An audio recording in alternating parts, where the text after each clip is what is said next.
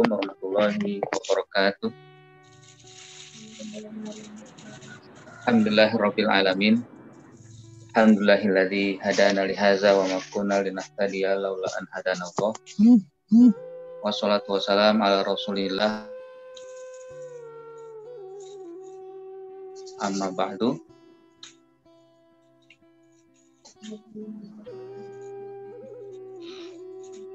Subhanaka la ilma lana illa ma 'allamtana innaka antal alimul hakim. Rabbana zidna ilma warzuqna fahma.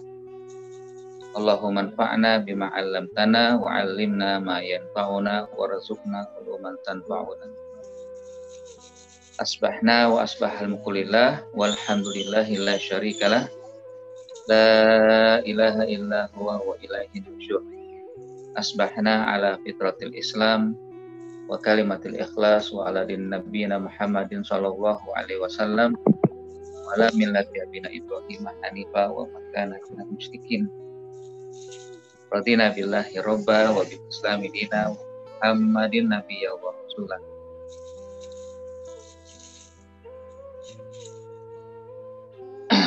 Alhamdulillah, segala puji bagi Allah. Senantiasa kita hadirkan dalam kehidupan kita, tentunya dalam aktivitas kita, atas nikmat yang tiada tara dan tiada hingga Allah anugerahkan kepada kita semua. Hingga pada pagi hari ini kembali kita berjumpa bertatap muka dalam rangka mengikuti kajian tadabbur surat Al-Baqarah, yang mudah-mudahan dengan pertemuan ini Allah Subhanahu wa Ta'ala turunkan keberkahan dan rahmatnya untuk kita semua, dan juga selawat dan salam selalu kita curahkan kepada Nabi kita, Nabi Muhammad SAW, sosok agung, sosok yang mulia, sosok yang Allah Subhanahu wa Ta'ala berikan kepada beliau begitu banyak hal yang baik, sehingga kebaikan beliau insya Allah akan menularkan kepada kita, kemuliaan beliau juga akan turun kepada kita. Yang penting kita sendiri atau diri kita berusaha untuk mengikuti apa yang dilakukan oleh beliau, dan atas perjuangan beliau kita saat ini begitu begitu merasakan akan rahmat Allah Subhanahu wa Ta'ala. Baik, Bapak dan Ibu sekalian yang dimuliakan Allah Subhanahu wa Ta'ala, marilah kita fokuskan diri kita untuk mengikuti kajian ini, tadabbur surat Al-Baqarah ini. Kita akan masuk pada surat kedua ini, terutama ayat 47 dari surat Al-Baqarah. Silakan jika Bapak dan Ibu ada Quran, pegang Quran atau sedang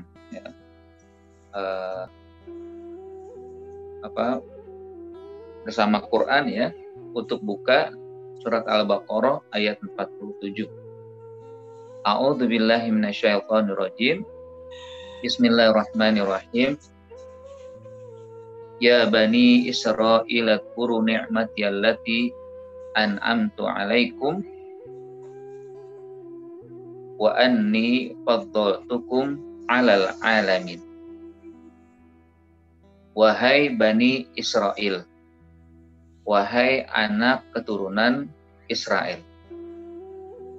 ingatlah nikmatku yang telah aku anugerahkan kepada kalian, dan sesungguhnya aku telah muliakan kalian atas orang lain atau makhluk yang ada di alam semesta.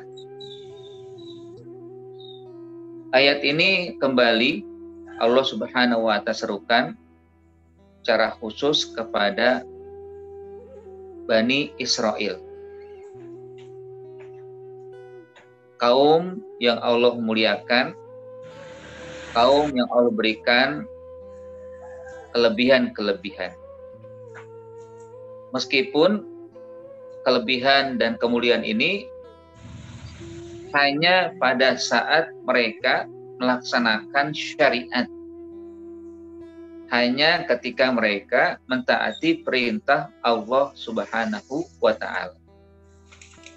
Yang tentunya juga Allah berikan di saat mereka berada bersama para nabi dan mengikuti nabi-nabi yang telah diutus kepada mereka, lalu juga mereka menerapkan kitab atau syariat yang Allah turunkan kepada mereka.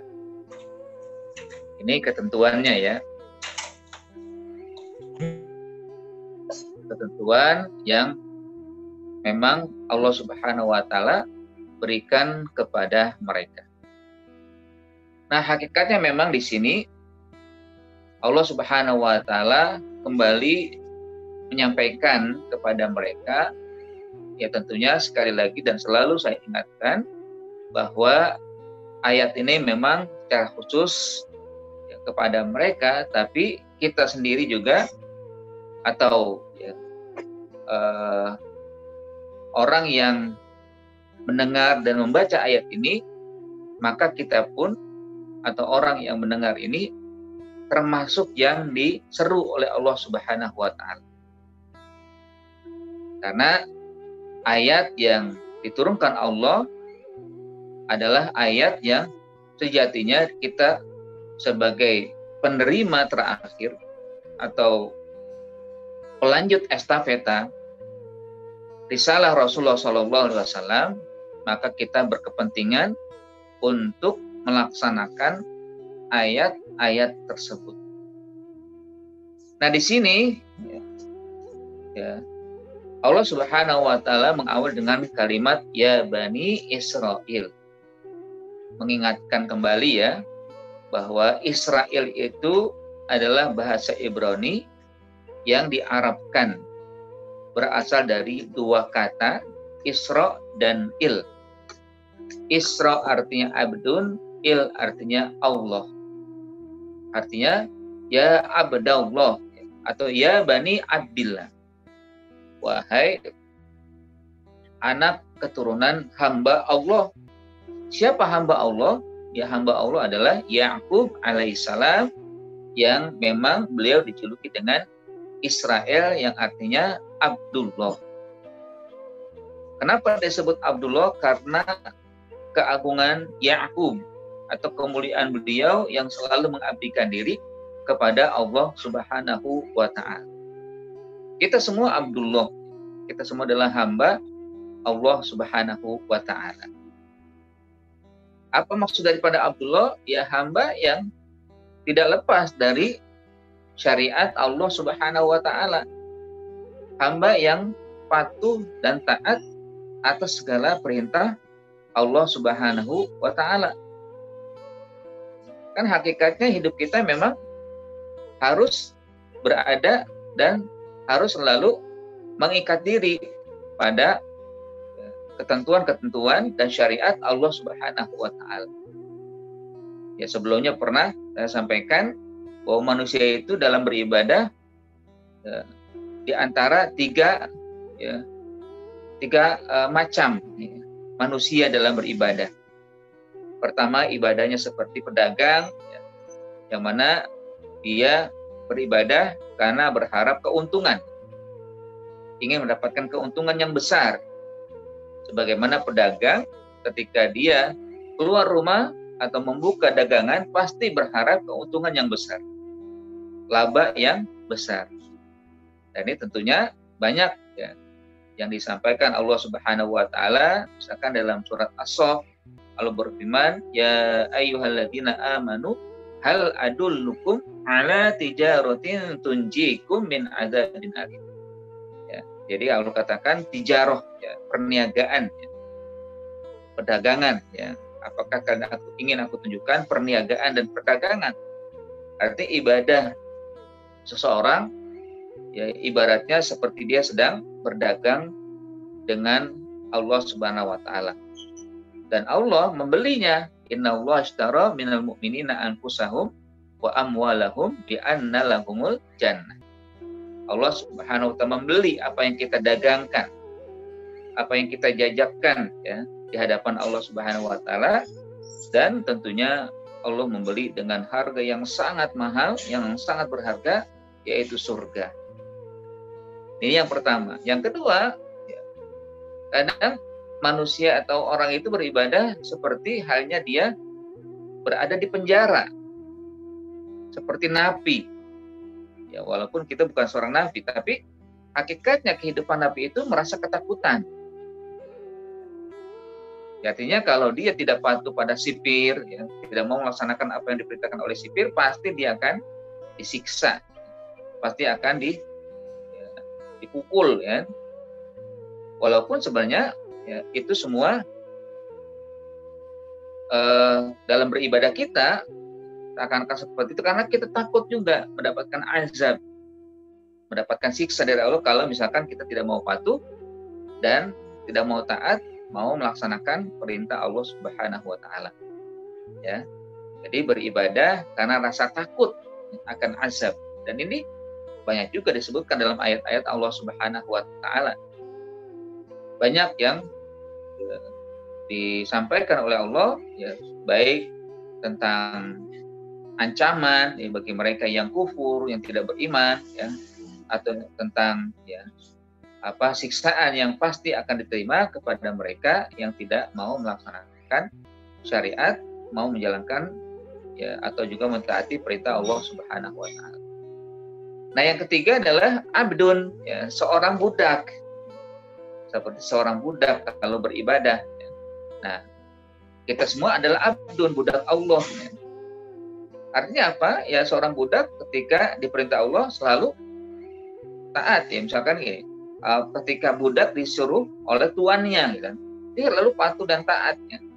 Walaupun nanti nggak digaji, walaupun nggak diberikan ya upah, ya, karena namanya budak itu mengikuti apa yang diinginkan oleh tuannya. Nah, begitu juga seorang hamba hakikatnya dalam beribadah, kalau dia sudah menjadi abdun, dia tidak berharap apapun kecuali ya, mengikuti, menjalani segala perintah Allah Subhanahu wa taala. Meskipun Allah pasti akan mengapresiasi, Allah akan memberikan balasan dan ganjaran yang berlipat ganda bagi mereka yang melaksanakan itu. Tapi hakikatnya seorang hamba yang sudah sampai puncak kehambaannya, yang penting kita atau manusia menjalani apa yang sudah ditetapkan, mengikuti apa yang telah diperintahkan Allah Subhanahu wa taala. Itulah abdun.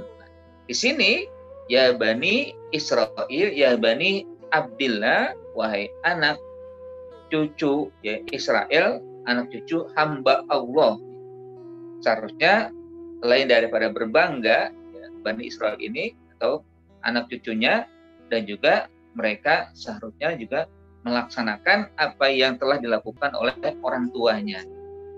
Nah, kita pun ya, sehingga selayaknya kita yakin ya, apa yang kita lakukan ini untuk menjalani syariat Allah, lalu berusaha untuk menjadi Abdullah, hamba Allah Subhanahu wa ta'ala.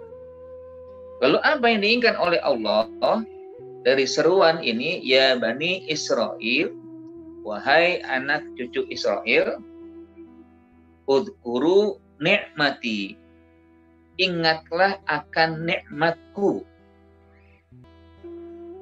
sebut-sebutlah nikmatku. Di sini Allah tegaskan dengan kalimat yang langsung kepada Allah. Kadang Allah sebutkan dengan udhkuru ni'matallah, ya, dengan menyebutkan Allah, ya, nikmat Allah. Tapi di sini disebut dengan nikmati. Memang ada satu yang ditekankan ya oleh Allah Subhanahu wa taala, atau spesifikasi apa yang sedang Allah sebutkan. Berbeda ya antar kalimat uzkuru nikmat Allah dengan uzkuru nikmati. Ya, kalau menyebutkan uzkuru nikmat Allah artinya ada Allah tidak sebutkan dirinya kecuali dengan kalimat ketiga ya. Kalau dalam misalkan ada ismul ghaib ya, kata ganti, yaitu orang ketiga atau zat yang ketiga, yaitu di sini Allah Subhanahu wa taala sebutkan dengan mutakallim ya, artinya zatnya sendiri langsung, nikmati ya, nikmat aku. Artinya ya memang Allah ingin langsung sampaikan bahwa akulah yang telah memberikan nikmat kepada kalian, allati an'amtu alaikum. Sehingga seakan-akan Allah Subhanahu wa taala menyampaikan ini kepada Bani Israel ya, tentang nikmat yang langsung Allah berikan kepada mereka. Nah, kalimat uzkuru, uzkuru artinya mengingat ya, atau juga menyebut-nyebut ya. Nah, kalimat zikir yang diingatkan oleh Allah Subhanahu wa taala, diperintahkan oleh Allah Subhanahu wa taala di sini bisa dilakukan dengan 3 hal ya. Pertama, zikrul lisan, menyebut-nyebut nikmat Allah dengan lisan, dengan perkataan, dengan ucapan-ucapan, sebagaimana dalam surat Ad-Duha Allah ingatkan kepada Rasulullah SAW di ujung surat tersebut. Allah berfirman, wa amma bi ni'mati rabbika fahaddits. Adapun nikmat Tuhanmu maka ceritakanlah, sebut-sebutlah ya. Artinya ingat dengan menyebut. Allah telah memberikan nikmat kepadaku kesehatan, Allah telah memberikan nikmat kepadaku berupa keluarga, nikmat kepadaku berupa ya, anak ya, atau suami istri ya, atau pekerjaan, dan nikmat-nikmat yang lain. Silakan sebutkan. Meskipun kita tidak akan bisa menyebutkan sampai akhir ya, karena nikmat Allah begitu banyak.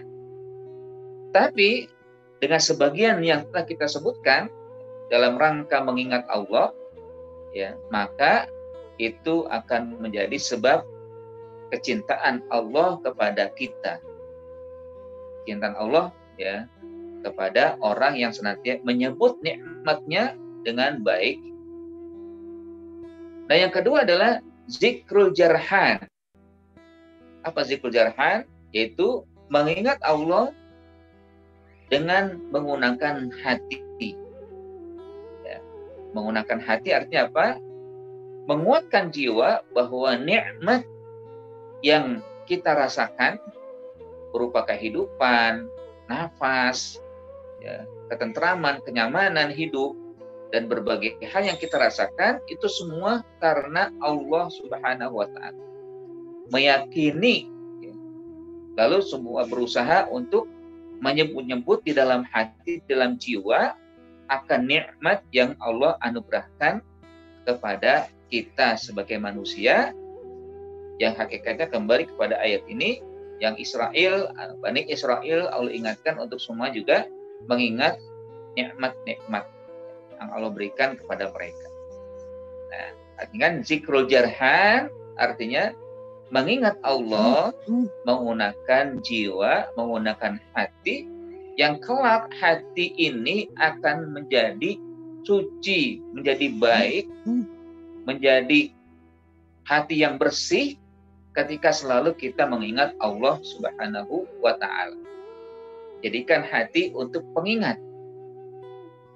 Al-qalbu itu kan hati itu akan mengikuti bagaimana ya seseorang menggunakannya. Kalau digunakan selalu berzikir, maka ya, hati itu akan menjadi tentram. Ala bidzikrillahi tatmainnul qulub. Ketahuilah dengan berzikir kepada Allah maka mantaplah hatinya. Akan tentramlah jiwanya, akan tentramlah kehidupan ya hatinya. Tapi kalau tidak, ya tentunya dia akan mengalami kegoncangan ya, dan lain-lain. Nah, yang ketiga adalah zikrul arkan.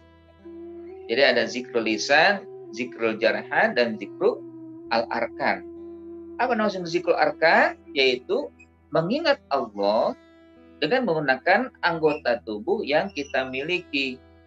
Jadikan pengingat, ya, misalkan ya, lisan, ya, memang kalau lisan sudah dilakukan, tapi sebenarnya prakteknya bagaimana? Praktek dengan selalu menyebut kalimat-kalimat thayyibah, ya, itu amalannya dengan selalu ya, mengungkapkan hal-hal yang baik. Misalkan mengucapkan subhanallah, alhamdulillah, wa syukrulillah, ya, dan zikir-zikir mengingat Allah Subhanahu wa taala, kalimat-kalimat yang baik yang lainnya. Dan juga anggota tubuh yang lain, ya, tangan, ya. Bagaimana cara untuk menjadikan dia berzikir, ya. Jadikanlah tangan ini untuk menggenggam sesuatu yang baik, untuk memberikan atau melakukan hal-hal yang bermanfaat, ya, membantu orang yang membutuhkan, ya, atau membuka ayat-ayat Allah, ya, mata untuk membaca ayat-ayat Allah, untuk melihat hal-hal yang indah, lalu menyebabkan atau mengarahkan, ya, menuntun kita untuk berzikir dan terus yang lainnya, demikian semuanya. Ya, karena kita diberikan oleh Allah al-arkan, ya, anggota tubuh yang sempurna, maka gunakanlah kesempurnaan ini untuk menyempurnakan nikmat yang Allah berikan kepada kita. Ya, telinga untuk mendengar ayat-ayat Allah, ya, atau perkataan yang thayyibah, ya. Kaki untuk melangkahkan ke tempat-tempat yang baik. Karena semuanya pasti Allah Subhanahu wa taala akan apresiasi ketika kita menggunakan semua anggota tubuh dalam rangka berzikir. Maksudnya adalah zikir ini ya, terus berada di dalam syariat dan ketaatan kepada Allah Subhanahu wa taala. Nah, Allah tidak sebutkan dengan mengatakan uzkurullaha, tapi uzkuru ni'mati. Jadi Allah Subhanahu wa taala ya kadang ada ya ayyuhalladzina amanu uzkurullaha dzikran katsiran. Wahai orang beriman, berzikirlah, ingatlah kepada Allah dengan ingatan yang banyak atau zikir yang banyak. Tapi di sini pada Bani Israel, ya tentunya kepada kita juga, Allah katakan, ya Bani Israel, uzkuru ni'mati. Ni'mati allati an'amtu alaikum. Wahai Bani Israel, ingatlah akan nikmatku. Ya, walaupun Allah tidak menyebutkan ya, kata Allah sendiri, tapi untuk mengingat nikmatnya, karena hakikatnya, zikrun ni'mah yadullu ala zikril mun'im. Karena ketika Allah perintahkan ya, dan dilakukan oleh insan, zikrun ni'mah, mengingat nikmat, akan menunjukkan atau akan mengarahkan dirinya untuk mengingat Allah Subhanahu wa taala pemberi nikmat. Zikrun ni'mah yadullu ala zikril mun'im atau yushiru ila zikril mun'im. Siapa mun'im? Allah Subhanahu wa taala pasti.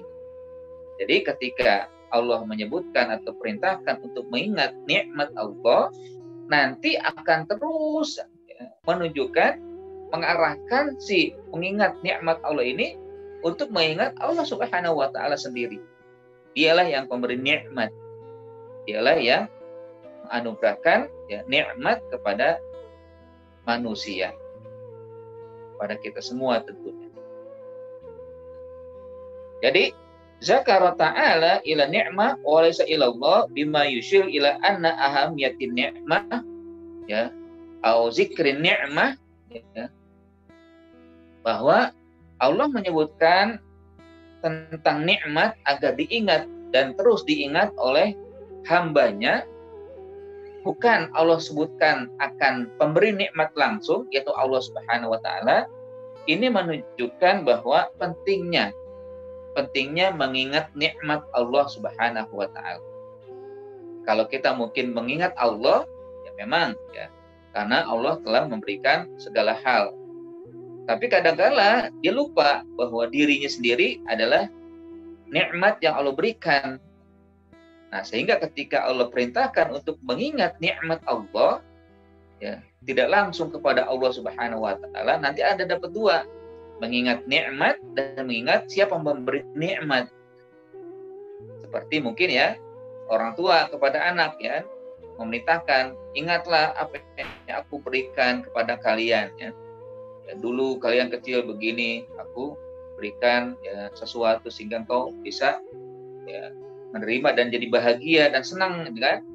Dan banyak lagi yang lain itu kan. Nah, ini nikmat yang diberikan atau sesuatu yang diberikan oleh yang diingatkan oleh Allah Subhanahu wa taala oleh seorang orang tua kepada anaknya, gitu kan? Sehingga nanti anaknya ya bersyukur dan berterima kasih kepada ya orang tuanya. Nah, apa yang diberikan kepada Bani Israel oleh Allah Subhanahu wa taala sehingga diperintahkan untuk selalu mengingatnya, ya, ada dua yang memang nanti juga akan menjadi penjelasan dari kalimat akhir ya, wa anni faddaltukum 'alal 'alamin. Aku telah memberikan kelebihan kepada kalian atas makhluk yang ada di semesta alam ini. Nah, tentunya sebagaimana yang banyak disampaikan oleh para ulama ya, nikmat yang Allah berikan kepada Bani Israel dan kelebihan kekhususan yang Allah berikan kepada mereka berlaku pada saat itu, tidak berlaku lagi setelah Nabi Muhammad SAW diutus dan diikuti oleh umatnya. Ya, jadi ya, misalkan ya, kan kalimat wa anni faddaltukum 'alal alamin, Allah lebihkan kalian ya, dengan anugerah yang banyak ya, itu memang diberikan pada saat kalian berada di masanya, apalagi mengikuti nabi-nabi yang diutus kepada kalian ya, dari Nabi Yakub ya, Nabi Ishak, Nabi Yusuf, kemudian Nabi Musa, kemudian ada Nabi Sulaiman, Nabi Daud, Nabi Sulaiman, lalu Nabi Isa dan sebagainya, itu kan. Nah, kalian akan mulia, kalian akan dilebihkan oleh Allah kalau kalian memang tetap mengikuti dan saat kalian berada dalam ya, ketaatan. Itu yang pertama. Yang kedua, meskipun mereka mungkin ada yang merasa masih mengikuti ajaran Nabi Musa, ajaran Nabi Isa, nah dia tidak berlaku lagi kecuali mengikuti ajaran Nabi Muhammad dan menjadi pengikut Nabi Muhammad. Nah, wa anni faddaltukum ini berlaku pada saat itu saja. Dan dia akan beralih ya, kepada umat yang lain ya, yang mana umat Nabi Muhammad SAW. Karena itu kita patut berbangga dan juga harus kita terus ingat juga. Ya, kita masuk pada ayat ini bahwa kita memang senantiasa mengingat nikmat yang Allah anugerahkan, yang mana Allah telah berikan kemuliaan kepada umat Nabi Muhammad. Allah berfirman dalam surat Ali Imran, kuntum khaira ummatin ukhrijat lin-nasi ta'muruna bil ma'rufi wa tanhauna 'anil munkar. Kalian wahai umat Nabi Muhammad adalah umat terbaik yang dikeluarkan ya, untuk seluruh manusia, mengajak pada kebaikan, mencegah kemungkaran. Nah, ini siapa? Untuk khair umat ya kepada Nabi Muhammad sendiri kita, bukan kepada Bani Israel ya. Nah, Bani Israel sudah lepas ya, sudah lewat istilahnya masanya kan. Tapi untuk kita ya mengambil hikmahnya perlu kita lihat bagaimana sejarah Allah berikan kepada mereka nikmat yang disebutkan pada surat Al-Baqarah ini. Allah berikan kelebihan dan nikmat berupa dua hal kepada Bani Israel. Pertama, an-ni'matu ad-dunyawiyah. Yang kedua, an-ni'matu ad-diniyah. Jadi, nikmat dunia. Nikmat dunia apa? Berupa kerajaan, berupa harta yang Allah limpahkan kepada mereka. Dimulai dari ya, Nabi Yusuf ya, Allah berikan tampuk kekuasaan kepada beliau yang kelak nanti setelah itu beralih kepada ya, Bani Israel yang lain ya. Walaupun ya setelah itu juga diambil alih oleh Fir'aun. Tapi hakikatnya setelah itu berlaku juga ya, kembali lagi kepada Bani Israel yang lain, yaitu Nabi Daud alaihissalam, bahkan puncaknya adalah Nabi Sulaiman alaihissalam. Ini kerajaan ya, atau juga ya, kenikmatan dari sisi dunia yang Allah berikan kepada Bani Israel. Ya tentunya mereka berkuasa pada saat itu tentunya. Ya, berkuasa, mengelola dan juga mengendalikan alam yang ada. Bahkan puncaknya itu kan pada Nabi Sulaiman alaihissalam. Jadi Nabi Sulaiman itu diberi kerajaan yang tidak akan pernah ada tandingannya. Karena memang Nabi Sulaiman sendiri meminta kepada Allah. Ya Allah, berikanlah kekuasaan yang Engkau tidak berikan kepada yang lainnya. Bayangkan ya, kerajaan beliau luas ya, bahkan beliau menguasai segala ya, tentara yang ada ya, bahkan sampai jin pun dikuasai, atau juga binatang-binatang juga dikuasai. Dia bisa berbahasa binatang ya, tahu betul bagaimana bahasa yang diungkapkan oleh mereka. Sehingga kerajaan beliau begitu luas. Nah ini tentunya dirasakan oleh Bani Israel, oleh anak turunan dari Bani Israel ini sendiri. Kerajaan yang Allah muliakan. Kekuasaan yang tentunya dengan itu berlimpahlah harta yang mereka miliki. Nah yang kedua adalah an-ni'matu ad-diniyah. Ini lebih banyak lagi. Bagaimana bentuknya? Bahwa nikmat dunia adalah dengan diutusnya para nabi kepada mereka. Mereka adalah keturunan para nabi.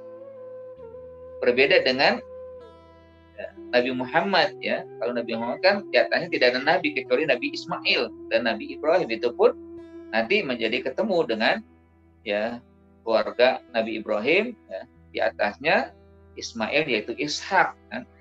Dia adalah abangnya, Ismail abangnya Nabi Ishak. Nah, tentunya dengan diutusnya para nabi kepada mereka menjadi kebanggaan tersendiri. Kayak kita lah ya, kita mungkin akan bangga ketika berasal dari keturunan yang apakah kalau secara ini mungkin pahlawan lah gitu kan, atau bangsawan gitu kan, atau ya, orang yang memang memiliki kedudukan yang begitu terkenal di kalangan ya masyarakat. Kita berbangga pasti dengan itu. Tentunya kalau seseorang berbangga dengan itu, tentunya juga pasti sangat berbangga dengan dia menjadi orang yang berada di lingkungan para nabi atau keturunan para nabi. Ya sampai sekarang lah kalau kita perhatikan yang disebut habaib ya, para habib ya, yang mereka memang ya punya garis keturunan ya, ke atas itu ke Nabi SAW, yaitu kepada anak perempuan Nabi Fatimah, dan mereka bangga ya. Dan kita pun ketika dekat dengan mereka bangga juga ya. Ini garis keturunan yang mulia para habaib ya. Kita juga menghormati mereka dan harus kita hormat pada mereka jika kita bisa ya, keturunan atau ketularan kebaikan kemuliaan mereka. Nah, Bani Israel begitu banyak ya. Allah utus kepada mereka nabi-nabi dari keluarga mereka. Dimulai dari Nabi Ibrahim ya, yang beliau memiliki 2 anak, Nabi Ishak, Nabi Ismail dan Nabi Ishak. Nabi Ishak nanti terus ke bawah para nabi sampai Nabi Isa alaihissalam. Bagaimana yang sudah kita bahas ya sebelumnya. Nah ini bagian daripada kenikmatan yang begitu mulia, sifatnya diniyah. Bahkan dengan adanya kutub al-munazzalah, kitab-kitab yang diturunkan kepada mereka. Ya, kitab tuntunan ya, kitab yang memang akhirnya mereka mendapatkan hidayah. Kan tidak hanya Allah utus mereka nabi, tapi juga Allah berikan kepada mereka kitab-kitab Jadi petunjuk, jadi jalan, jadi pedoman bagi mereka. Kita pun bangga kan dengan Al-Quran. Sedangkan mereka juga berbangga dengan kitab-kitab yang diturunkan. Walaupun nanti hakikatnya adalah semuanya terhapus ya, atau tergantikan dengan Al-Quran. Nah, jamaah sekalian, Bapak dan Ibu sekalian dimuliakan Allah Subhanahu wa taala, kembali pada bagaimana nikmat yang Allah berikan kepada ya manusia atau kepada kita semua untuk kita ingat.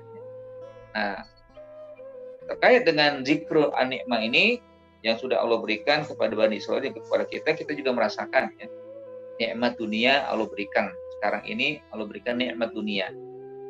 Mungkin ada di antara jamaah yang sukses ya, ada di antara jamaah yang berlimpah harta ya. Ada juga yang Allah berikan ya kesehatan ya. Allah berikan ya, keluarga yang sejahtera. Banyak yang lain, ini nikmat dunia Allah berikan. Dan juga kita merasakan nikmat agama yang Allah berikan kepada kita, Islam, iman. Yang kedua ini patut kita jaga dan pelihara, kita pertahankan ya, nikmat agama. Hadirnya kita di sini ini nikmat juga untuk bisa mengkaji dan juga memahami ayat-ayat Allah Subhanahu wa taala. Nah, sekarang bagaimana caranya agar kita bisa dianggap selalu ingat nikmat? Kalau tadi kan dengan 3 ya, aspek ya, yaitu zikrul lisan, zikrul jarhan, dan juga zikrul arkan. Nah, dari zikir yang 3 ini, bahwa di antara ya, cara untuk mengingat Allah ya, 3 hal ini adalah, pertama ada wajibat. Bagaimana kita jadikan ya, dalam mengingat Allah, melaksanakan, menunaikan kewajiban-kewajiban yang Allah berikan, yang Allah tentukan kepada kita semua.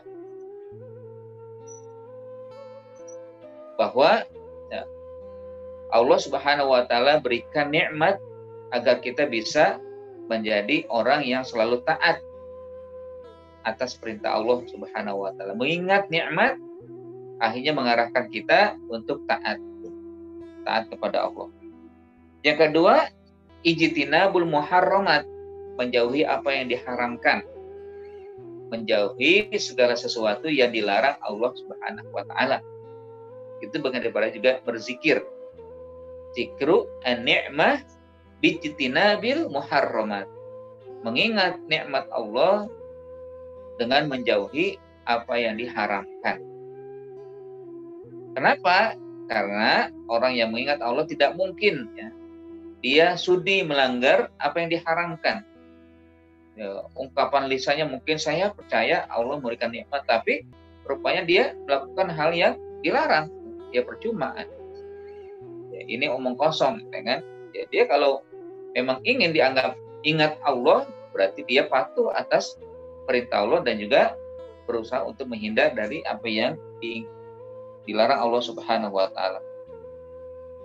Gitu.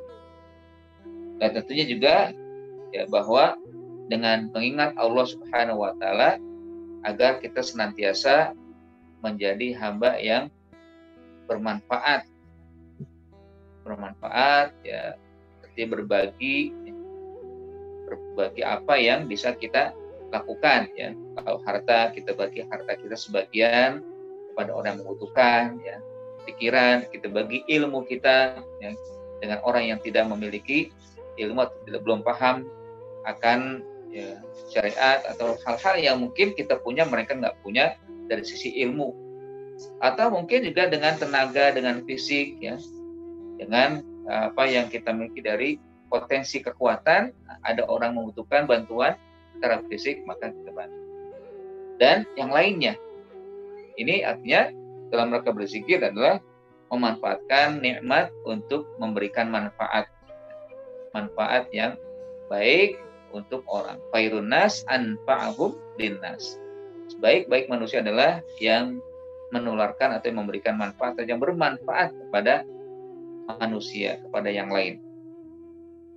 Nah, kembali kepada apa yang disebutkan oleh Allah Subhanahu wa taala ya, bahwa memang di sini isyaratnya adalah untuk mengingat nikmat Allah Subhanahu wa taala. Bahwa nikmat yang tiada tara yang Allah berikan kepada kita tentunya bukan berarti Allah pamrih. Bukan Allah Subhanahu wa taala pamrih kepada manusia, minta diingat gitu. Minta disyukuri, enggak. Allah tidak minta pamrih. Allah memberikan semuanya itu untuk kemaslahatan manusia. Namun ketika ada perintah ini, hakikatnya nanti kembali kepada yang melakukannya. Bukan kepada Allah loh. Karena Allah Subhanahu wa taala apapun yang kita lakukan enggak ada perubahan sedikit pun bagi Allah.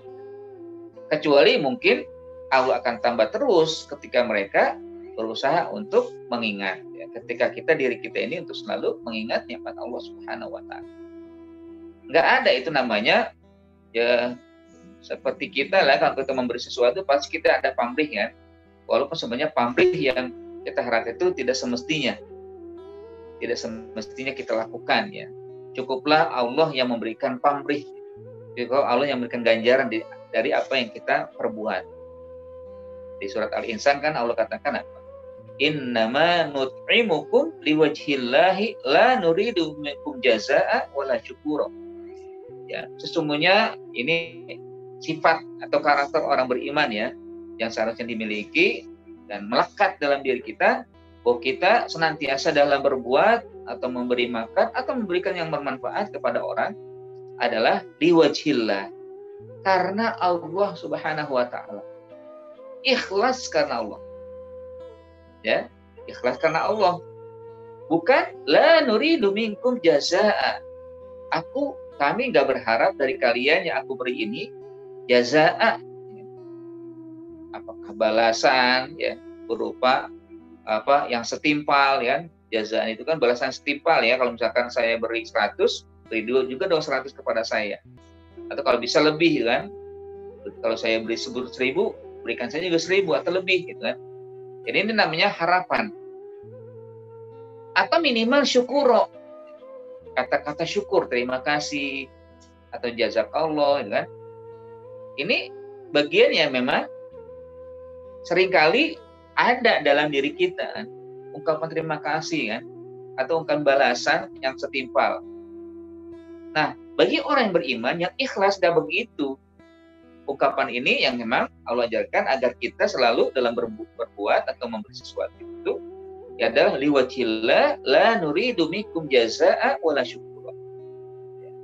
Bahwa kita dalam berbuat kebaikan, memberi sesuatu kepada orang itu karena Allah, bukan mengharapkan balasan darinya itu atau juga kata-kata terima kasih. Lalu kalau misalkan ada sesuatu yang kita beri dia tidak mengucap terima kasih, itu nggak ada masalah bagi kita. Bagi orang yang memberi, ya, nggak usah masal, nggak usah ya ngedumel itu kan, nggak usah kesel, biarin aja. Ini menjadi penghalang nanti, menjadi masalah nanti kalau misalkan kita bersungut-sungut ya, ini orang yang beri kok nggak terima kasih sama sekali ya, biarin aja. Urusan terima kasih itu nanti dia dengan Allah. Dalam hadis kan dikatakan, man lam yashkurin nas lam yashkurillah. Orang yang nggak terima kasih kepada manusia berarti dia nggak berterima kasih kepada Allah, ya gitu. Tapi bagi kita, bagi seseorang yang memberi, cukup karena Allah, tidak ada nunggu-nunggu terima kasih, tidak ada nunggu-nunggu ya kata-kata manis, nggak usah. Udah, ini saya beri, ini adalah bagian daripada amalku. Ya kan, terima, mudah-mudahan Anda menerima dan sudi menerimanya. Sudah selesai. Nggak usah nunggu gitu ya, karena nunggu dulu ya. Terima kasih nggak usah. Selesai, yang penting tugas kita sudah selesai. Tugas Anda, tugas memberi sudah selesai. Mudah-mudahan dari sarana memberi ini Allah berikan ganjaran ya, yang berlipat ganda. Nah, begitu juga dengan Allah Subhanahu wa taala, sama sekali Allah tidak mengharapkan kepada kita pamrih dari apa yang telah Allah berikan, Allah anugerahkan. Tapi kenapa ada perintah ini? Perintah ini kembali kepada kita. Kembali kepada sang manusia itu sendiri ya, mengingat Allah yang kelak nanti dia akan ingat oleh Allah, wadkuruni adzkurkum. Kalian ingat kepadaku, aku ingat kepada kalian. Tapi bagi siapa yang tidak mau ingat kepada aku, masih ada ya hal lain nanti kan. Man a'radu an dzikri fa innalahu ma'isyatan donka. Orang yang tidak pernah ingat Allah, jauh dan bahkan berpaling dari mengingat Allah Subhanahu wa taala, maka dia akan mengalami kehidupan yang donka, kehidupan yang hampa, kehidupan yang ya tentunya tidak ada arah ya. Tidak memiliki arah, mana dia mau menuju? Tidak tahu kan. Nah, ini tentunya kita harus ingat ya. Makanya ketika Bani Israil ingatkan, ya Bani Israil ikuru nikmati allati an'amtu 'alaikum wa fadhaltukum 'alal 'alamin. Akhirnya kan mereka diperintah untuk mengingat Allah ya, dalam rangka menjalani perintah Allah dan juga menghindar dari kehangkapan yang diharamkan, tapi mereka melanggarnya, tidak mau melakukan. Bahkan di antara memperintah nikmat Allah ini adalah dia harus mengikuti apa yang telah ditetapkan oleh Allah. Apa itu? Ketika ada utusan selain dari golongan mereka, ikuti juga. Ini bagian daripada mengingat Allah juga, ya mengingat nikmat Allah kan. Yaitu siapa? Nabi Muhammad, ikuti Nabi Muhammad. Jika juga akan ikuti Al-Quran, bukan ditentang, ya bukan malah melakukan hal yang diharamkan. Karena ini tetap bagian daripada nikmat juga. Nah, ketika mereka tidak mau, maka mereka menjadi hamba-hamba yang terlaknat. Nah, berarti kepada kita juga bahwa nikmat yang Allah berikan kepada kita, lalu kita ingat-ingat terus, kita sebut-sebut terus, bukan karena Allah pamrih apa yang telah Allah berikan kepada manusia, kepada kita. Tapi kita sendiri sebenarnya yang membutuhkan, kita sendiri yang akan mendapatkan manfaat, akan mendapatkan hal yang terbaik lainnya setelah kita selalu mengingat nikmat Allah Subhanahu wa taala. Ya, dengan nikmat yang Allah berikan, lalu kita ingat terus nikmat, lalu berusaha untuk menjadikan nikmat yang Allah berikan untuk menjaga diri, menjadikan segala nikmat dalam menunaikan kewajiban, menjauhi larang-larangan, maka akan menjadi nilai lebih yang Allah berikan kepada setiap hamba yang mau mengingat Allah Subhanahu wa taala. Wadkuruni adkurukum waskuruli wala takfurun. Maka ingat-ingatlah selalu kepadaku akan nikmatku, maka aku akan ingat kepada kalian dan aku tambah lagi nikmat itu. Terus akan ditambah ya. Dan bersyukurlah kepada Allah, jangan mengingkari nikmat Allah Subhanahu wa taala. Ya. Ini Masya Allah ya, bahwa memang Allah Subhanahu wa taala telah banyak menganugerahkan kepada kita semua nikmat, maka marilah syukuri nikmat tersebut sebaik-baiknya. Nanti dengan bersyukur atau selalu mengingat, kita akan selalu diingat oleh Allah Subhanahu wa taala. Banyak cara untuk mengingat Allah Subhanahu wa taala ya. Dan tentunya setiap cara yang kita lakukan maka akan menjadi sebab derajat kita di sisi Allah akan naik, bahkan diposisikan sebagai hamba yang selalu ya dinaungi keberkahan, ya, dinaungi rahmat, dinaungi kemuliaan. Ya. Nabi sendiri selalu berharap ya menjadi hamba yang dianggap pandai bersyukur. Ya. Afala uhibbu an akuna abdan syakuron. Tidakkah aku suka kalau aku disebut sebagai hamba yang bersyukur? Bagaimana caranya? Ya, selalu berzikir, ya, selalu mengingat Allah Subhanahu wa taala. Nah, kalau secara umum zikir itu kan bagian daripada kita menyebut nama-nama yang baik yang dimiliki oleh Allah ya. Zikrun ni'mah dalilun ala zikrillah, mengingat nikmat Allah sebagai petunjuk, sebagai dalil arah untuk bisa mengingat Allah Subhanahu wa taala. Ya. Tentunya dengan mengucapkan subhanallah atau alhamdulillah, asyukrulillah atau Allahu akbar atau kalimat-kalimat baik yang dimiliki Allah Subhanahu wa taala, nama-nama yang dimiliki oleh Allah yang baik itu kita sebut selalu, maka itu akan menjadi sebab ya, sekali lagi sebab ya kita diangkat, kita dimuliakan. Kehinaan sebagian manusia karena mereka tidak mau mengingat Allah di saat Allah memberikan anugerah kepada mereka.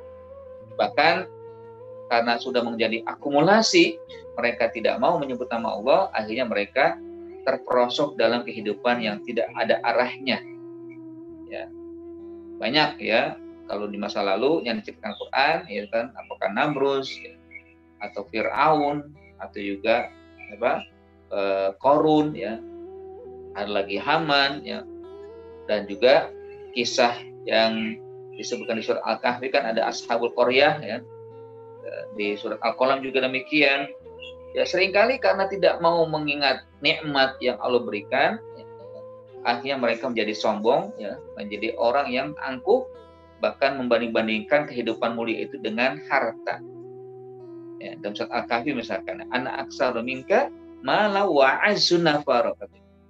Jadi kan kehidupan ada ya disebut dengan ada sahibain ya, ada dua sahabat ini ya, satu diberikan oleh Allah nikmat yang banyak, sebenarnya awalnya sama, satu beriman satu yang kafir ya.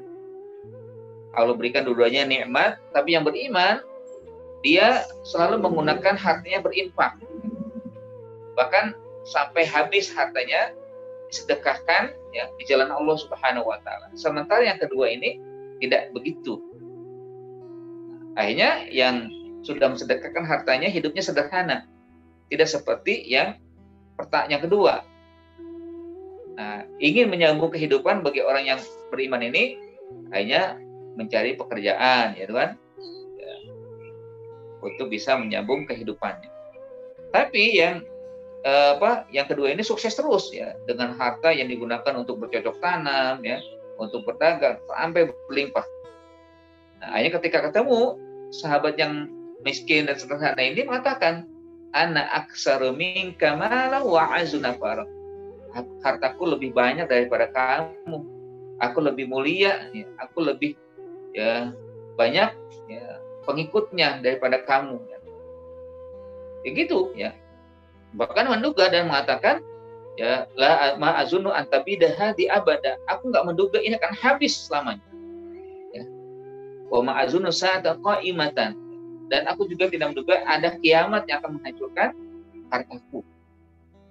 Sampai begitu kan, berhadapan dengan temannya yang dulu akrab ya. Nah, ketika ada perbedaan dari sisi harta, dia malah mengatakan demikian. Maka akhirnya apa? Akhirnya terjadilah ya langsung ya perubahan drastis ya. Itu kaget ya orang yang tadinya kufur, yang banyak hartanya, tiba-tiba habis semua hartanya. Seperti dia membolak-balikan tangannya kan ya. Jadi gitu cepat ya, dibalikan tangannya depan belakang ya, atau atas bawah, berubah itu kan, cepat berubah itu kan tangannya ya. Nah, itu perubahan yang drastis juga dialami oleh dia. Harta yang tadinya banyak dikumpulkan susah payah tiba-tiba hancur berantakan dan hilang begitu saja. Makanya ya, harta yang Allah berikan harus dijadikan sarana untuk mengingat Allah, tapi mengingat Allah saja tidak sempurna atau belum dianggap baik, kecuali nanti menyebabkan dirinya selalu berbuat baik kepada Allah dan juga kepada sesama dengan berbagi dari harta yang dimiliki. Nah, jemaah sekalian dirahmati Allah Subhanahu wa taala, demikian yang bisa saya sampaikan ya. Sekali lagi, ayat ini memang diberikan secara khusus kepada Bani Israil, mengingat Bani Israil, tapi kembali kepada hakikat secara umum ya. Ayat ini juga ditujukan kepada kita untuk kita ingat nikmat-nikmat yang banyak yang Allah anugerahkan kepada kita. Nikmat yang ada sekitar kita, sekeliling kita banyak ya, terutama yang ada dalam diri kita. Nikmat sehat, nikmat bisa bernapas, nikmat bisa melihat, nikmat bisa mendengar, nikmat bisa beraktivitas, nikmat keluarga, nikmat harta, dan nikmat-nikmat yang lain banyak yang ada sekitar kita. Marilah kita ingat-ingat, berzikir, sebut-sebut nikmat Allah, lalu kita jadikan segala nikmat yang Allah anugerahkan untuk meningkatkan ibadah kita, meningkatkan keimanan kita, meningkatkan ketakwaan kita kepada Allah Subhanahu wa taala. Aqulu qouli hadza wa astaghfirullah lakum. Akhir kalam. Assalamualaikum warahmatullahi wabarakatuh.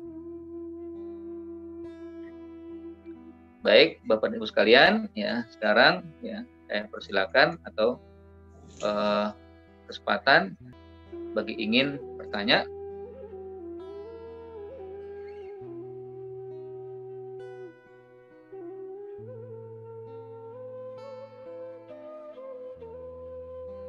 Ya, ada yang bertanya, ya. Izin bertanya, Ustadz, Bani Israel pada zaman sekarang masih adakah? Ya, ya, ya seperti halnya habaib, ya, keturunan Nabi ada, ya, dan mereka tentunya ada juga. Bani Israel tetap ada. Jadi mereka masih ada, tapi memang keberadaan mereka tidak lagi boleh mengikuti apa yang mereka klaim. Misalkan kami pengikut atau keturunan Nabi Sulaiman, kami berhak untuk menduduki Palestina. Tempat kami di sini dulu, orang tua kami di sini, nggak boleh.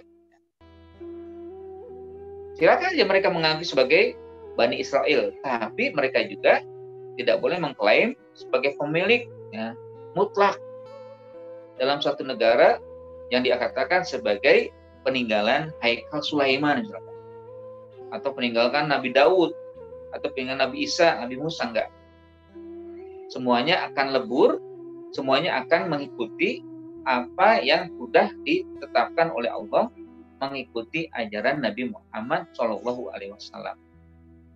Nah, ya, jadi yang tetap ada, sebagaimana adanya ya keturunan Nabi Muhammad Shallallahu Alaihi Wasallam. Walaupun ya sebenarnya Nabi Muhammad sangat dekat ya dengan kita, ya, dengan usia 1400 tahun, ya, masih ada berlangsung, ya, dari keturunan Nabi Muhammad, ya, seperti yang kita kenal dengan habaib, dan juga mereka Bani Israel. Tapi ya setelah itu juga Bani Israel kalaupun ada, nggak boleh mereka ya mengklaim sebagai agama yang harus diikuti, ya. Ya itu ya. Tapi mereka mengikuti ya ajaran Nabi Muhammad SAW. Baik, yang kedua di sini ditanyakan, ya, Assalamualaikum, apakah masalah yang kita hadapi dalam kehidupan merupakan ujian dari Allah atau juga bagian daripada nikmat-nikmat Allah Subhanahu wa taala? Nah, ini tentunya bisa kita pahami, ya, bahwa ujian itu hakikatnya nikmat. Ujian itu nikmat. Salah satu ya contohnya adalah sakit, ya. Memang kalau kita merasakan sakit itu ujian, tapi sebenarnya nikmat yang tersirat atau yang terpendam, yang hikmahnya nanti menjadi nikmat, gitu. Kenapa? Kan kalau orang sakit itu kan Allah ambil 3, yang 2 dikembalikan, yang 1 tetap dipertahankan atau tetap dihilangkan, ya, tidak dikembalikan kepada si pemilik, ya, sesuatu itu. Sakit, ya, kan diambil awalnya kesehatan, kan diambil harta, ya, kan diambil juga dosa, ya. Dosa kita diambil loh dalam kondisi kita sakit. Lalu kesehatan, ya, kalau misalkan Allah masih berikan kehidupan, Allah kembalikan sehat, ya, kesehatan dikembalikan, jadi prima kembali, ya, menjadi kuat kembali, dikembalikan kesehatan bagi dari yang sakit tadi pada yang sakit tadi. Lalu yang kedua, ya, nikmat berupa harta. Mungkin saat sakit dia mengeluarkan harta, kan, bayar ini, bayar itu, untuk dokter, untuk rumah sakit, untuk obat dan sebagainya, kan. Nah, kalau ketika dia sehat, dia bekerja, dikembalikan lagi nikmatnya, nikmat Allah Subhanahu wa taala itu kepada yang sakit tadi. Ya, jadilah dia, ya, usahanya sukses, usahanya yang lancar, sebagainya, kan, kembali, gitu kan. Ini kan nikmat. Setelah diberikan ujian berupa sakit, tapi hakikatnya nikmat, ya. Dan terakhir yang paling penting adalah, ya, bahwa ujian itu adalah nikmat, ya, bahwa dosa-dosa yang pernah dilakukan gara-gara sakit diambil oleh Allah dan tidak dikembalikan lagi. Ya. Dosa-dosa, ya, kesalahan-kesalahan, ya, kemaksiatan yang pun mungkin pernah kita lakukan, ketika ditimpa sakit, lalu ambil itu, dan ketika dia sehat, nggak dikembalikan lagi. Berarti dari nol lagi dia. Nah, ini maksudnya, ya, apakah ujian itu memang ujian dari Allah atau memang bagian dari nikmat? Betul, bagian dari nikmat yang Allah berikan. Kayak sekarang lah, kan. Sekarang apa? corona itu kan, mungkin kita merasa ujiannya berat banget ya, lama banget itu kan, kapan selesai nih, kapan hidup normal lagi kayak dulu kan. Ini ya tentunya banyak hikmah, banyak nikmat ya yang perlu kita terus ya rasakan dan kita renungkan. Memang nikmat ini yang sedang Allah berikan. Memang berat ya, memang berat banget ya. Semua merasakan berat. Tapi kalau kita mau ambil hikmahnya banyak sekali. Ya, di antaranya adalah bisa kita ya bertemu keluarga setiap hari ya, bersama keluarga. Bagi yang mungkin dulu normal ya pergi pagi pulang malam ya, pergi pagi pulang malam nggak sempat ketemu ya, ketemu dengan sekedar aja kan, cukup dengan urusan dunia. Nah sekarang hanya bisa bergabung atau juga bersama-sama kehidupan bersama keluarga ya. Banyak lagi yang lain ya. Nah ini tanya lagi apa tadi saya kelewatan mencatat zikrul. Yang kedua adalah zikrul lisan. Oh ya, setelah zikrul lisan ada zikrul jarhan ya. Jarhan, al-jarhan itu artinya hati. Jadi ada 3 kan, zikrul lisan, zikrul jarhan, zikrul arkan. Ya kalau mau dikatakan zikrul qalbi ya. Ada pertama kan zikrul lisan ya. Kedua zikrul jarhan atau qalbun ya. Dan ketiga adalah zikrul arkan. Mengingat melalui hati, mengingat Allah melalui hati. Apakah kaum Yahudi itu termasuk Bani Israel? Ya iya. Yahudi itu Bani Israel, tapi cara spesifik kepada anak keturunan Israel Yakub. Ya sebelumnya pernah saya sebutkan ya bahwa keturunan Nabi Yakub itu kan 12 laki-lakinya ya, perempuannya banyak. Ya. Ini kan yang dihitung laki-lakinya. 12 keturunan Bani Israel, yaitu yang disebut Bani Israel, Nabi Yakub anaknya 12 dari laki-laki. Di antara Nabi Yusuf yang langsung menjadi Nabi Yusuf. Ya. Setelah Nabi Yakub, Nabi Yusuf. Nah, di antara anak-anaknya itu ada Benyamin, ya, itu adiknya Nabi Yusuf langsung. Nanti dari Benyamin, keturunannya ada yang menjadi nabi, yaitu Nabi Yunus. Ya, ada Lawi, ya. Lawi ini kalau nggak salah dia yang paling tua kan. Dari Lawi ada lagi nanti Nabi Syuaib. Dari Lawi kan, tapi jauh kan. Mungkin sudah beberapa keturunan gitu kan. Selain itu juga ini yang paling keras nih, memusuhi Nabi Yusuf ya. Tidak suka dengan Yusuf yang diistimewakan oleh orang tuanya, ingin membunuh, yaitu Yahuza. Yahuza ini nanti dia ke bawahnya jauh gitu kan. Ya. Keturunan keberapa itu kan? Nabi Daud, Nabi Sulaiman gitu kan. Nah, ini yang mereka klaim ini. Kami adalah penerus Nabi Sulaiman ya, Yahuda ya. Yahudi namanya kan. Ya, Yahuza itu nama dari salah satu anak saudaranya Nabi Yusuf. Ya. Makanya mereka mengklaim sebagai Yahudi. Kan? Yahudi artinya ya anak keturunan Yahudi yang dari tengah-tengahnya itu adalah Nabi Sulaiman, kata Nabi Yakub. Ya. Kata lagi Yahuza, kata lagi Yakub. Nah, Nabi Daud ya tadi, Nabi Daud. Ya. Jadi itu yang dimaksud dengan bangsa Yahudi sekarang. Nah, tapi ya mereka banyak yang melanggar syariat Allah, apalagi kalau yang disebut dengan Zionis ya, ini sudah menjadi rekayasa ya. Mereka berusaha untuk memutarbalikkan fakta ya, terutama yang di Palestina mencari-cari ya tentang Haikal Sulaiman, padahal tujuannya untuk menghancurkan Masjid ya, Al-Aqsa ya. Mereka gali di bawah ya, katanya mencari Haikal Sulaiman, nggak ada. Wallahualam ya, itu yang sampaikan ya. Terus ada yang lanjutnya, bila orang melakukan ketaatan ya, misal sholat duha ya, seperti rezeki yang banyak, supaya rezeki yang banyak ya, sedekah dengan harapan diganti Allah dengan yang lebih banyak. Apakah pikiran seperti ini dibolehkan? Sangat boleh. Ya. Gak ada masalah. Ya, gak ada masalah ketika orang berpandangan seperti itu. Karena hakikatnya kan tadi ya, kita mau yang mana ini? Tiga-tiganya juga boleh. Ya. Tapi memang yang lebih afdal adalah yang ketiga tadi kan, kita beribadah seperti pedagang, silakan. Gak ada masalah. Berharap ada kebaikan, ada ya, limpahan rahmat dan rezeki. ya. Kan sholat duha caranya untuk juga kita akan ya agar dilimpahkan rahmat, agar dilimpahkan rezeki. Dan Allah juga memang tuntun ketika kita berbuat, mintalah ya sesuatu yang kita inginkan. Ada kisah ya, sahabat Nabi Mu'az bin Jabal. Mu'az bin Jabal suatu saat dia nggak kelihatan. Nabi kan selalu ya kalau sholat jamaah selalu dia mengecek mengabsen ya.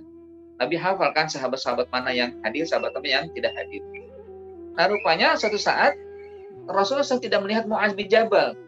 Hari pertama nggak kelihatan, hari kedua nggak kelihatan, hari ketiga kelihatan, sampai hari Jumat nggak kelihatan juga. Ini kemana nih Mu'az? Ditanya setelah itu, Mu'az, kemana aja ente kan? Akhirnya dia mengatakan, ya Rasulullah, aku banyak hutang ya. Aku punya hutang dengan orang Yahudi. Aku sekarang lagi sibuk untuk bagaimana mengganti hutang yang ya aku ya berhutang kepada Yahudi ya. Lalu ya akhirnya nggak hadir bersama engkau ya Nabi kan. Ya sholat tapi nggak berjamaah bersama Nabi ya. Kalau Jumat juga mungkin di tempat lain ya. Nah, akhirnya kata Nabi, maukah aku ajarkan kepadamu ya doa yang kelak engkau akan terbebas dari hutang? Mau kata Mu'adz kan? Hanya dia Rasul mengajarkan ya, kepada Mu'adz ya. Pada Mu'adz akan ya, doa tersebut ya. Ini bentar ya. Hilang ya.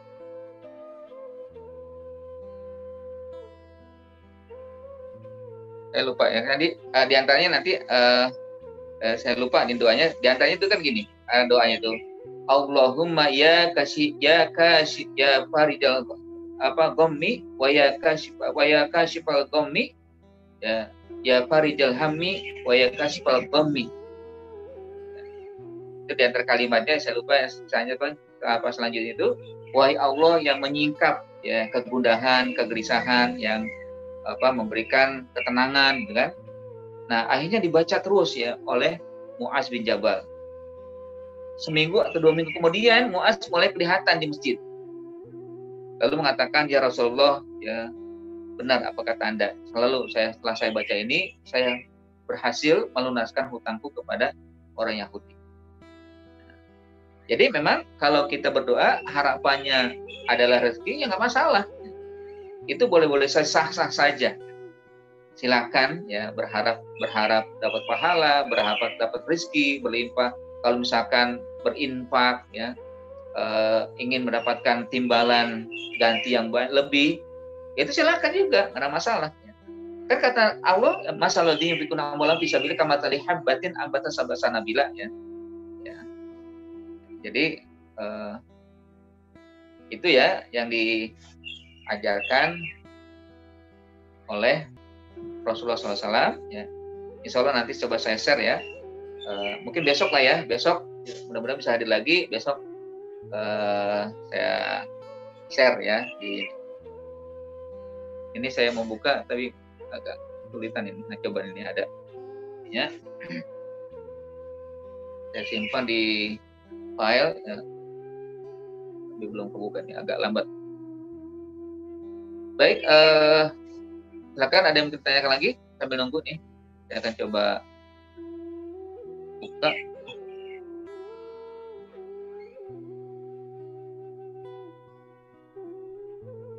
Laptop saya lambat. Masya Allah. Jadi repot.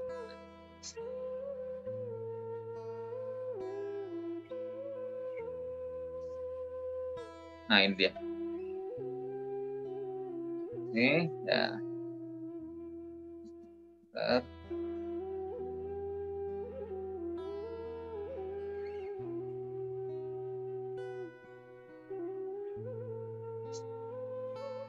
Ya ini dia. Jadi ini saya share ya. Jadi dalam itunya Allahumma ya farijal hammi kashifal ghammi mujib da'watal mutarrin ya rahmanud dunya wal akhirah yarhamuhuma anta tarhamuni farhamni rahmatan tughnini biha an rahmati man siwaka. Ya Allah yang menghilangkan kerisauan, ya, maha mengikis kegundahan, ya, maha mengabulkan doa orang-orang yang menderita. Engkau maha pengasih kepada sisi dunia dan akhirat dan menyayangi keduanya. Engkau mengasihiku, berikanlah aku rahmat yang membuatku tidak memerlukan pertolongan selain darimu. Itu ya, itu doa yang diajarkan oleh Rasulullah SAW. Ini saya coba.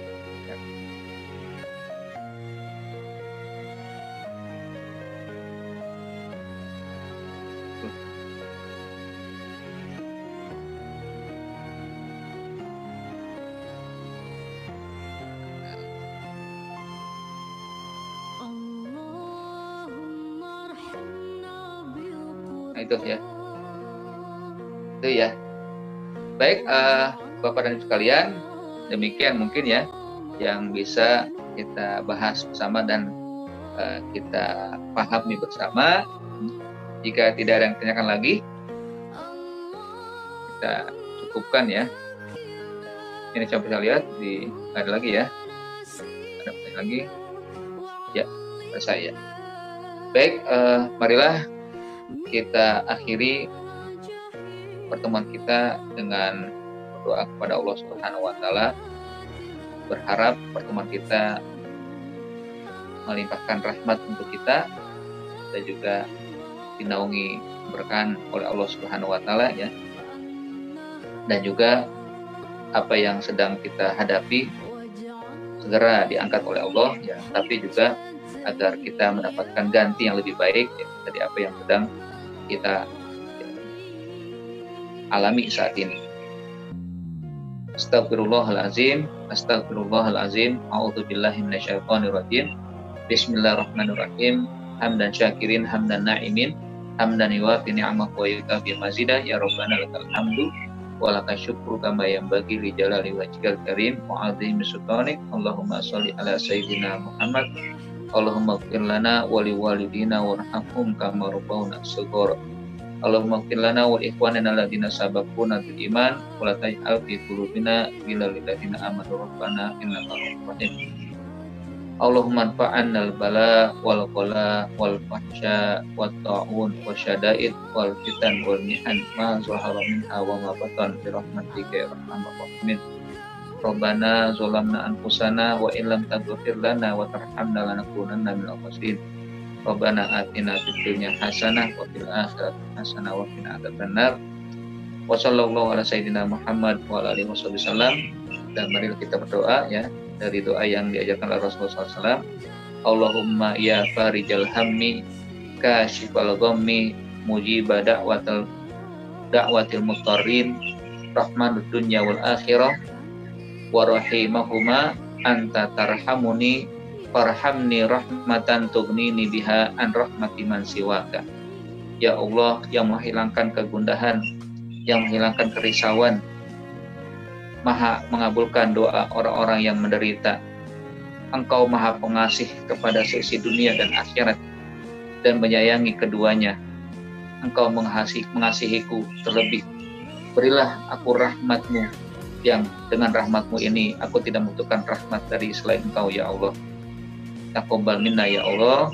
Wassallallahu ala sayyidina Muhammadin wa ala alihi wasallam. Subhana rabbika rabbil izzati amma yasifun wa salamun ala mursalin walhamdulillahi rabbil alamin. Baik, kita akhiri pertemuan dengan lafaz hamdalah alhamdulillah rabbil alamin. Kafarul majlis subhanakallahumma